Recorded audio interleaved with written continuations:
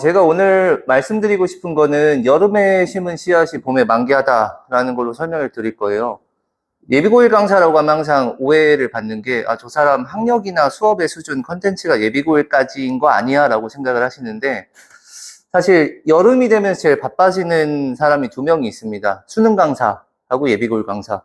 저는 이제 아이들을 잘 키워가지고 담당 강사님들한테 보내드릴 준비를 해야 되는데, 예비고일이 되게 어렵습니다. 잘하는 사람도 없고, 예비고일을 하는 강사는 두 가지인데, 저처럼 정말 잘해서, 저는 서울 반을 갈라서 왼쪽에서 작년에 가장 많은 예비고일을 가르치지 않았나라는 생각이 있고, 두 번째는 중학교에서 이제 고등학교 올라가기 마지막 2학기에 예비고일 명목으로 잡아두고 있는 케이스가 있는데요.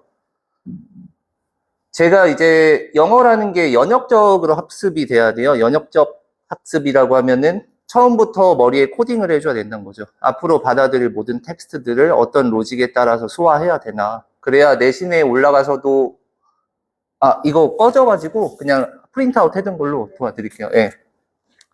저 내신에 올라가서도 어떻게 이 정보들을 잘 효율적으로 학습을 해서 시간 확보를 하나. 시간 확보를 해야 다른 과목에 대한 공부도 되거든요. 영어가 원래는 공부하다 보면 애들이 과학 들으러 갑니다.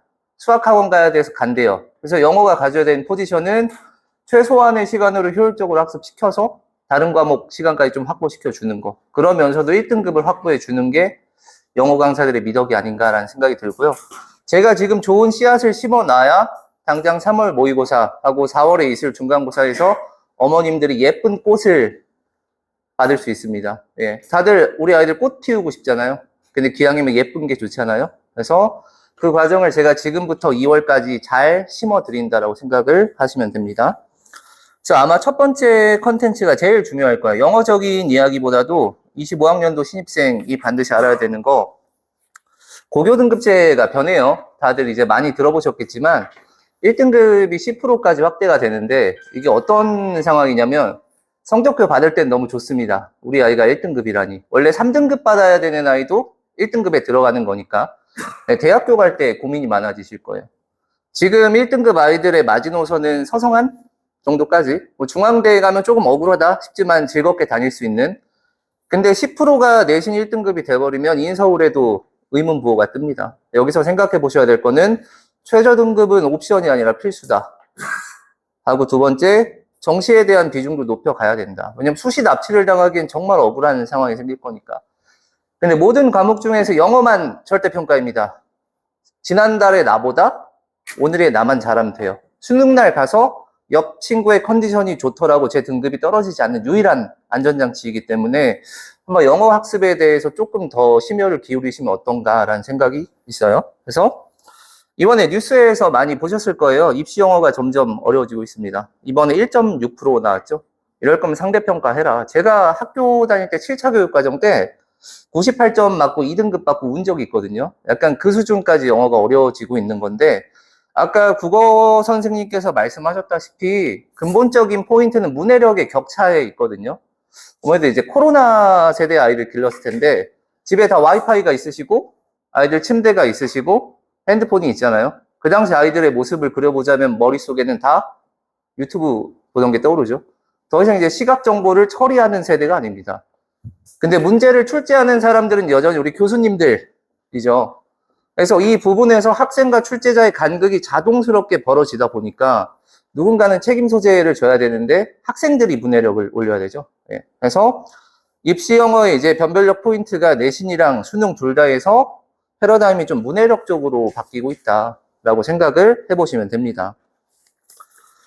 그래서 뒤에 한번 넘어가 보시면은 중등영어랑 고등영어에 대해서 한번 설명을 드리면, 중등영어 쉽게 말해 익숙함으로 아직도 고득점이 가능합니다. 교과서 2가 하고 뭐 리스닝 학습지 2가 정도 외우면 돼요. 그리고 틀린 어법은 고르는 거고요. 학교 선생님이 출제 의도에 밑줄을 줍니다. 하고 주제문도 선택이에요, 선택. 익숙한 느낌으로 여전히 해결이 가능한데, 고등영어 한번 보시면은 외부 지문이 약 40지문이 되거든요. 그리고 요약문, 주제문은 출제자가 그날 기분에 따라서 맞춘 논리 구조에 따라서 키워드를 아이들이 넣어서 완성을 해야 돼요. 그리고 어법은 밑줄 안 줍니다. 직접 오류 찾아가지고 어떤 어법 쓸지 너네가 골라서 수정까지 해야 3점을 얻을 수 있어요. 그 다음 유의어 반의어 함정은 갈 때까지 갔고, 그래서 우리 아이들은 출제 의도 파악이랑 판단이랑 수정을 다 해야 되는데, 생각해 보셔야 될 거는 중학교랑 고등학교 시험 기간 5주를 똑같이 잡거든요. 그럼 우리 아이가 교복만 뭐 중앙고로 갈아입는데 갑자기 능력치가 이렇게 생기냐? 그 부분에 대해서는 예비고일 과정에서 반드시 기초 체력을 길러가야 돼요. 예를 들어서 저한테 갑자기 올림픽 대표팀에 뽑혔으니까 빨리 파리로 날아가가지고 철인 3종 경기를 나가래. 저는 완주도 못할 거거든요. 예, 그 과정을 예비고일 과정에 잘 만들어 놔야 된다라고 생각을 하시면 되겠습니다. 그래서 저희가 타이틀이 점수로 이어지는 예비고일 학습법입니다. 저희는 무조건 점수로 이어지게 하고 싶지 뭐 학술적인 깊이를 더해주는 곳이 아니기 때문에 첫 번째 보시면은 어휘는 단순하게 암기할 게 아니에요. 뭐 시중에 좋은 암기책들이 너무 많지만 시험에 나오는 스타일대로 이제 학습을 시켜야 되기 때문에 문맥에 매치시켜서 애초부터 좀 암기를 시킬 거거든요. 단어장 안 외우는 학생은 없어요. 근데 단어 문제 아까 국어에서도 그랬지만 이 주변 학교에서도 변별력 포인트로 나오거든요. 근데 애들이 계속 틀리니까 내겠죠. 제 입장에선 그래요. 아니, 외우면 맞추는 걸 왜 안 외워? 애들은 못합니다. 그래서 그 부분이 계속 나오는데 문제 유형이 다양한 문맥에다가 유의어 반의어를 좀 놓고 장난을 쳐요. 그래서 애초에 외울 때부터 이 부분으로 안 가고 순수하게 조금 단어 개수만 늘린다. 중학교에서는 1등급이 되겠지만 고등학교에서는 좀 좌절을 맛볼 수 있기 때문에 방향성을 이렇게 잡고, 그리고 다양한 소재랑 빈출되는 키워드도 좀 많이 매치를 시켜줄 예정인데 애들이 글을 읽어도 키워드가 뭘로 연결되는지를 몰라서 점수로 못 이어갑니다. 독해 완벽하게 하고 시간이 남았는데 1, 2, 3, 4, 5번 선다지에 나온 단어랑 맥락 파악을 못해서 틀려요. 그래서 이 부분 때문에도 어휘를 학습할 때부터 좀 매치를 시켜둘 예정이고요. 다음에 두 번째, 요즘에 제일 중요한 거죠. 구문 독해.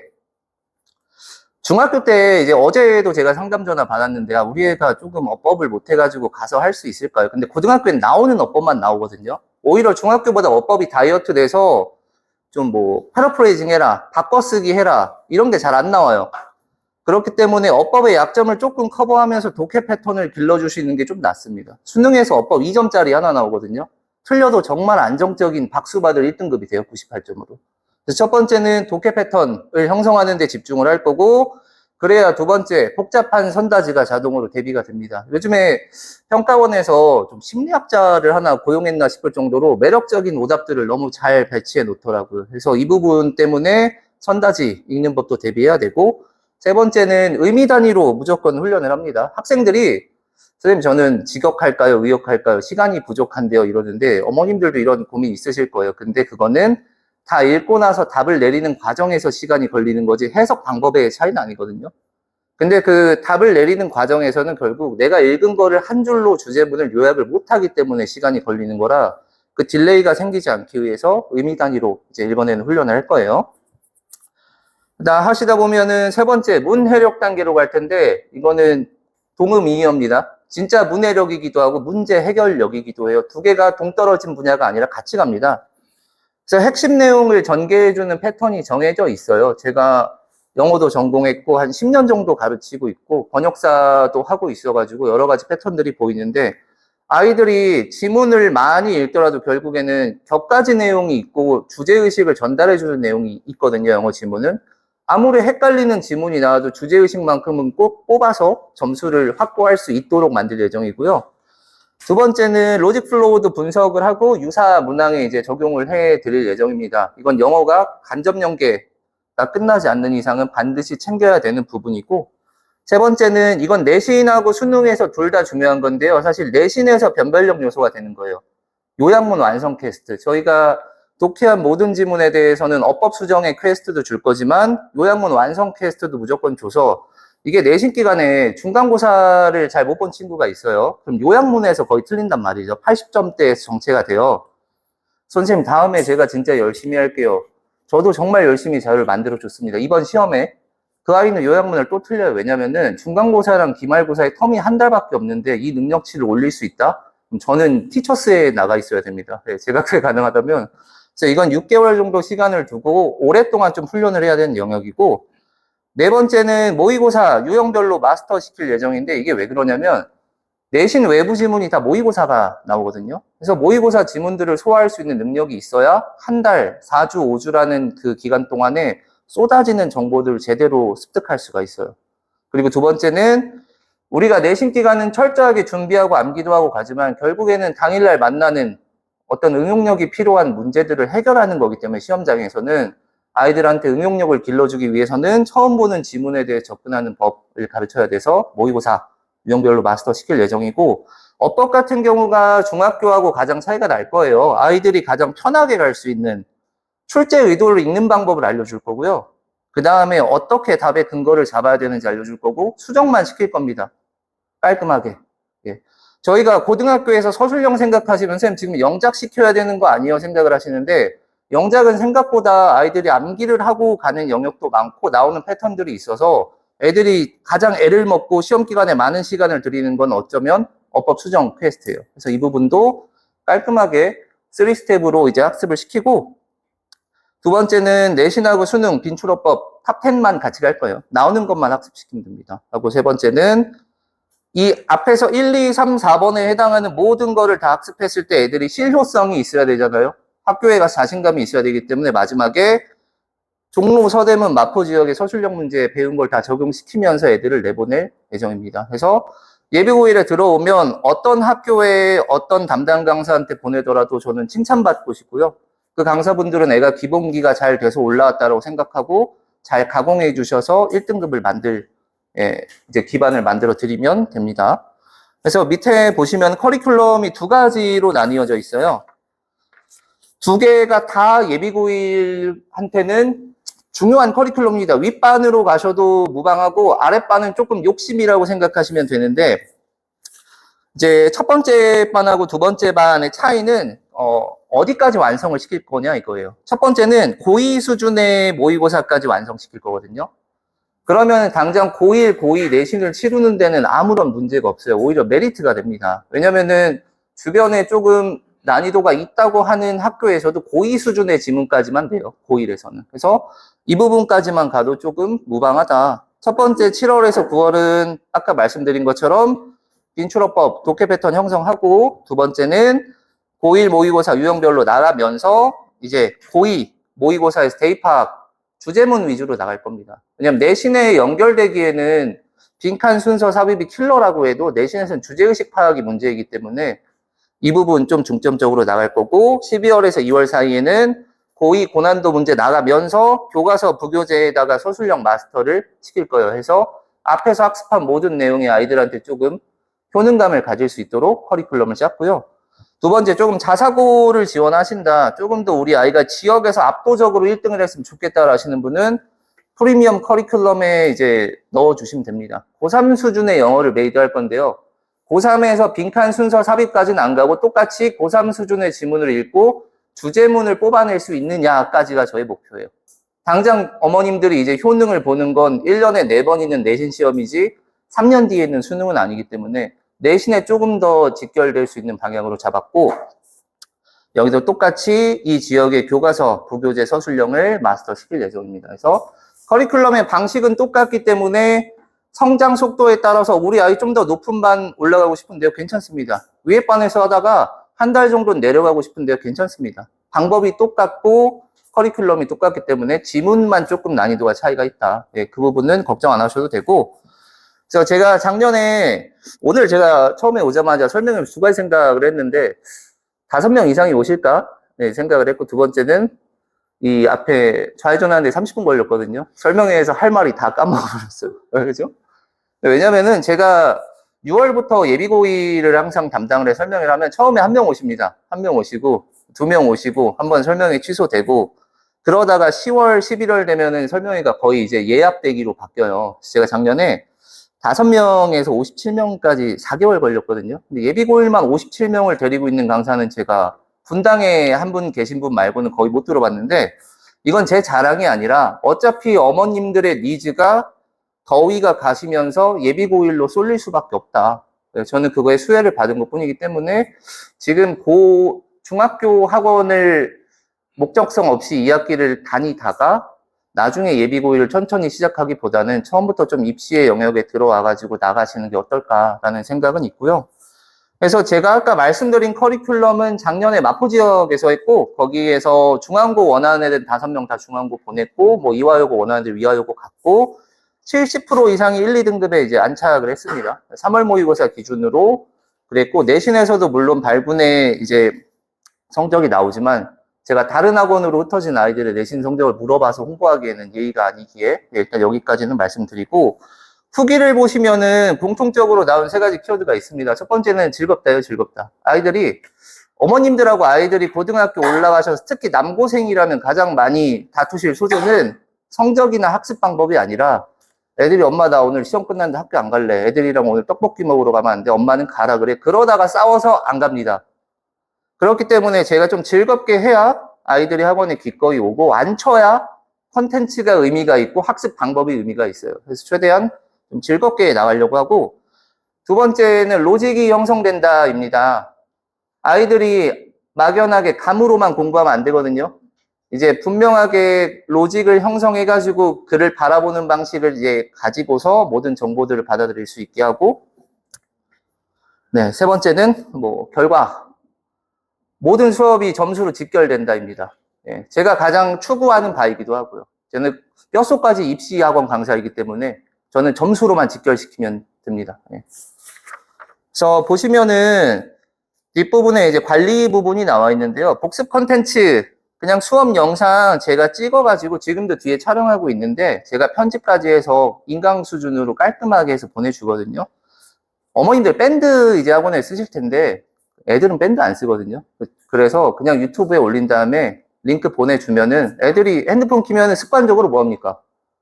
인스타그램 키거나 유튜브 켜요.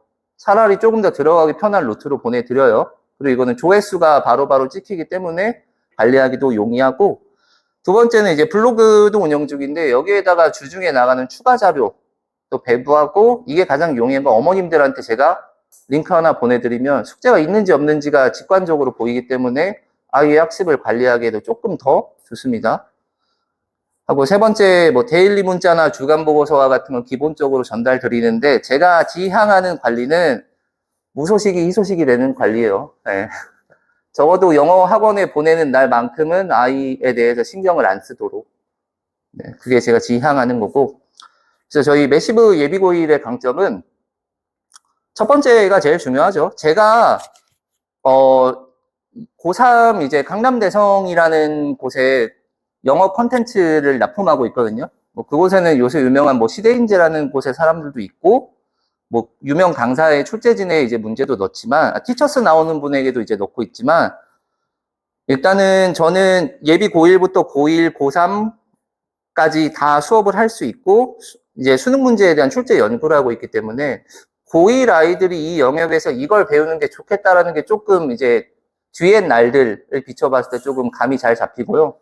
두 번째는 저희 학원의 대표님에게 물어보면 되겠죠. 대표님, 고2, 고3 학생들을 위해서 받았을 때 뭐가 좀 부족하셨습니까? 고1 강사들이 왜 이걸 안 가르쳐서 올려보냈지라고 느끼는 부분이 있으면 제가 그냥 그 부분 좀 추가해서 가르치면 수업의 연속성이 생깁니다.